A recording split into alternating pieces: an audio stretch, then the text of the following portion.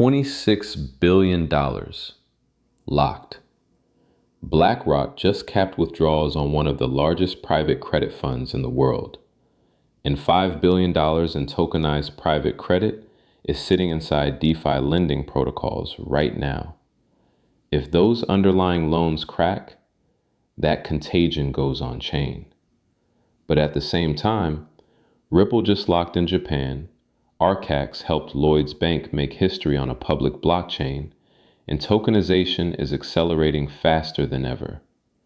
So which narrative wins? Let's get into it.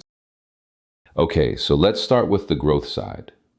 Ripple and Japan's SBI Holdings just signed an MOU to distribute RLUSD, Ripple's dollar-backed stablecoin, in Japan by Q1 of this year. SBI VC Trade was the first company in Japan to get an electronic payment instruments exchange service provider license, the license you need under Japan's Payment Services Act to handle foreign-issued stablecoins. They're partnering with the licensed entity.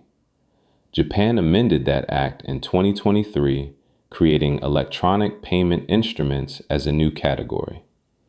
Only banks, money transfer providers, and trust companies can issue stablecoins. Then, in 2025, another amendment let trust-type stablecoins invest up to 50% of backing assets in short-term government bonds. Rules getting more flexible, not less.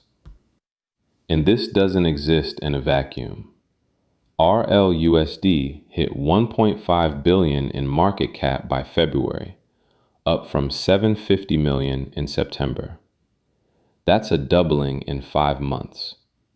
Full year 2025 growth, 1,278%. It's now the third largest US regulated stablecoin behind USDC and PYUSD. Binance, Hashkey, and OSL listed it. Zan Bank in the UAE integrated it. And here's the big one. RLUSD is being used as a redemption mechanism for BlackRock's BUIDL Tokenized fund. BlackRock's own tokenized money market fund uses a Ripple stablecoin for redemptions. RLUSD operates under a New York DFS trust company charter, has DFSA approval in Dubai, and conditional OCC approval for a national trust bank charter. With the Genius Act taking effect January 2027, RLUSD is at the front of the compliance queue. Ripple's building regulated financial infrastructure across 3 continents simultaneously. And Japan, with complete regulatory certainty, is the beachhead. Okay, quick question before we get into Archax and the BlackRock situation. We just covered a stablecoin that grew 1,200% in a year and is being used by BlackRock for fund redemptions. Does that change how you think about the stablecoin wars? Is RLUSD a real threat to USDC, or is it still too small to matter? Drop your take in the comments, because what I'm about to cover next connects directly to this. So Ripple is building the stablecoin rails, but who's actually putting traditional assets on chain? That brings us to Archax, and if you haven't heard of them, you need to. Archax is an FCA-regulated digital securities exchange in the UK. Their tokenization engine supports 11 blockchains: Ethereum, Polygon, Hedera, Solana, Stellar, Arbitrum, XDC, Canton, Aptos, Algorand, and the XRP ledger. One platform, 11 chains. The client list reads like a who's who of asset management. State Street, Fidelity International, Legal & General, Federated Hermes, all have tokenized money market funds through Archax. XDC Network launched 4 money market fund tokens featuring Aberdeen, State Street, Fidelity, and BlackRock. They launched pool tokens on Hedera, holding equal parts of 4 different asset managers' funds in a single token. and they completed the first on-chain transaction of the Canary HBR ETF. But here's where it gets really impressive. In January, Lloyd's Banking Group, Archax, and Canton Network completed the first ever gilt purchase using tokenized deposits in the UK. First time on a public blockchain, first global use of tokenized sterling deposits. Lloyd's issued tokenized deposits on the Canton Network, the same privacy-enabled blockchain Goldman Sachs and DTCC use for treasury repos. Those deposits were used to purchase a tokenized UK government gilt from Archax.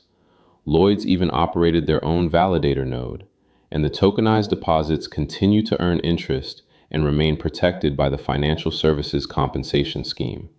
Archax CEO Graham Rodford called instant settlement and transparency, quote, game changers for institutional markets. A £330 billion bank buying government bonds on a public blockchain. That's tokenization going from theory to production. And Archax has a direct partnership with Ripple targeting over $1 billion in tokenized real-world assets on the XRP ledger by mid-2026. Everything connects. Ripple's stablecoin, Archax's engine, institutional asset managers, all converging on-chain. Okay, so stablecoins, tokenized gilts, money market funds on-chain.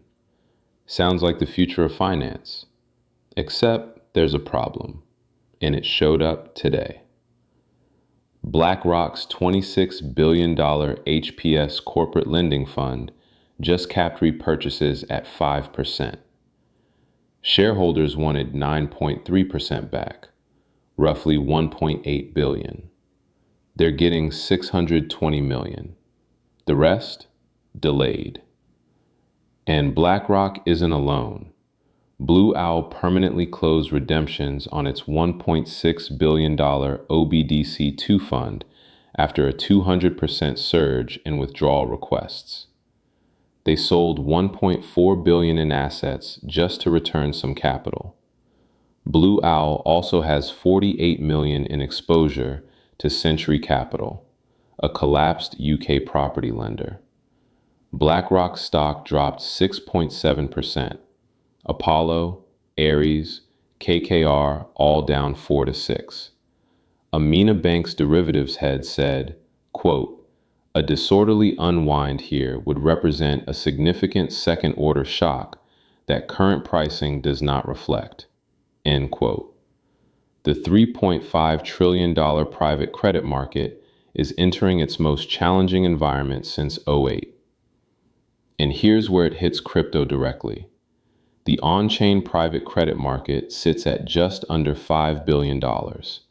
Loans and credit funds packaged as tokens, sitting inside DeFi lending protocols. We already have a case study.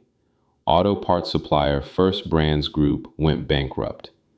Fasanara Capital's private credit strategy was tokenized as the MF1 token on Midas and used as collateral on Morpho. The token's NAV dropped 2%. Doesn't sound like much, right? Except leveraged borrowers on Morpho were pushed to the edge of liquidation. Lenders barely avoided losses. That was one bankruptcy in one fund. Now imagine systemic stress.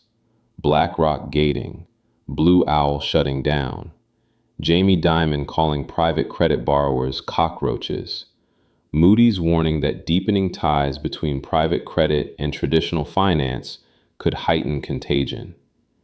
The transmission path is clear. Credit stress flows into tokenized products. Those tokens sit as DeFi collateral. Protocols face liquidation cascades. The infrastructure meant to modernize finance becomes the channel through which old world risk infects the new world.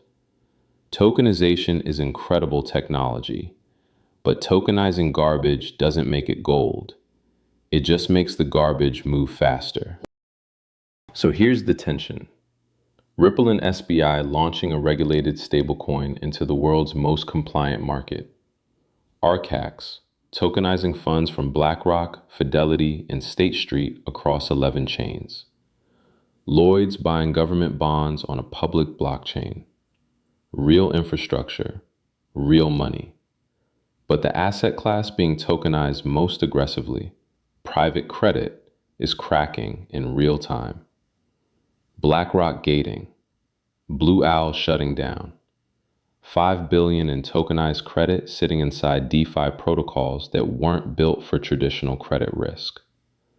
The infrastructure is getting better, but the assets flowing through it carry the same risks they always did. Blockchain doesn't eliminate credit risk, it just settles it faster. And that is both the promise and the danger of institutional crypto in 2026. If this breakdown helped you see both sides of the institutional crypto story, smash that subscribe button and drop a comment. Is tokenized private credit a feature or a bug for DeFi? I read every single one. See you in the next one.